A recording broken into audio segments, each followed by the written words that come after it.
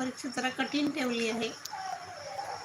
असं असते ना, जेवढा हुशार विद्यार्थी असते ना शाळेमध्ये मीच स्वतः शिक्षिका होते, तर मला माहिती आहे तेवढं विद्यार्थी हुशार असतो ना, टीचर तेवढी कठीण प्रश्न देतात त्याला.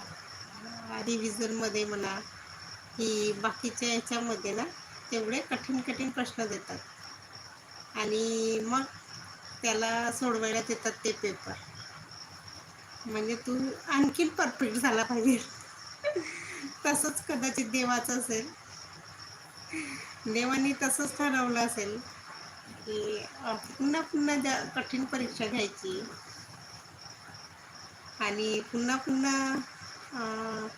त्या प्रश्नाचे उत्तर कसे सोडवतो ते बघायचं, असं असेल काहीतरी देवाचं. म्हणून थोडासा कधी-कधी राग येतो.